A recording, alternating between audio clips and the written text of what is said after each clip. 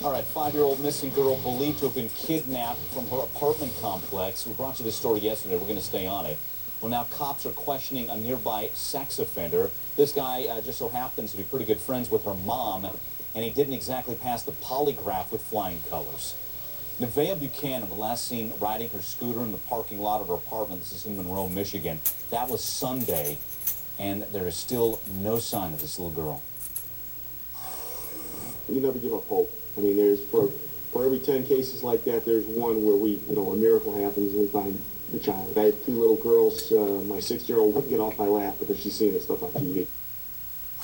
So are cops any closer to finding this little girl? We'll take your calls, 1-877-TEL-HLN. Let's bring in our experts on this. Joining us by phone, Sheriff Tillman Crutchfield from the Monroe County Sheriff's Office, and also with us, criminal profiler Pat Brown. Sheriff, let's start with you. What leads do you have in the case?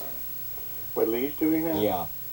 We've investigated about a little over 200 tips since we initiated the task force. And what, there are reports you're testing evidence. True or false? And if so, what's the evidence you're looking at? We've searched, as a result of some of the tips that we received, we've searched and initiated search warrants on different locations, and we have different properties that we've taken in under those search warrants, and we have sent those properties to the Michigan State Police Crime Lab to be analyzed. Okay. There was also reports that you were searching 2 quarries in the area. What'd you find there? Those searches are still in process. We're using cadaver dogs and side-scanning sonar and divers in those 2 quarries, and that's a result of a tip as well. Okay, so it wasn't routine search. That was a tip that you guys got here. Okay. Yes, it was. Let's bring in Pat Brown, our criminal profiler. Pat, we talked about this. What do you make of it now? Here we are a day later. What are you seeing unfolding? Are you zoning in on George Kennedy, the family friend and convicted sex offender? Well, Mike, he certainly doesn't look too good. I mean, you put a sex offender around a child and you're basically waving meat in front of a lion, you know. It's something like, oh, look here what you've got, you know.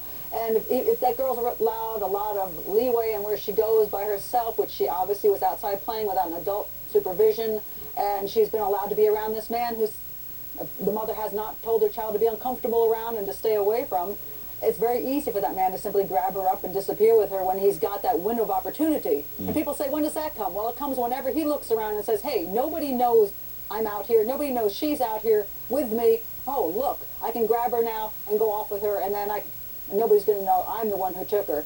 The good thing is, at least one can zero in on him and hopefully find evidence quick enough either to save the girl's life, which is not looking too good at this point, or to then convict somebody who should be off the streets. We don't know it's him yet, but he's certainly a good suspect. Let's get the sheriff back in. Sheriff Tillman Crutchfield. George Kennedy, not a suspect, right? Not a suspect. He's a person of interest. Okay. Why is he in custody right now? He's in custody on an unrelated charge of parole violation. Was the parole violation because he was near little Nevaeh Buchanan? You know, I can't confirm that.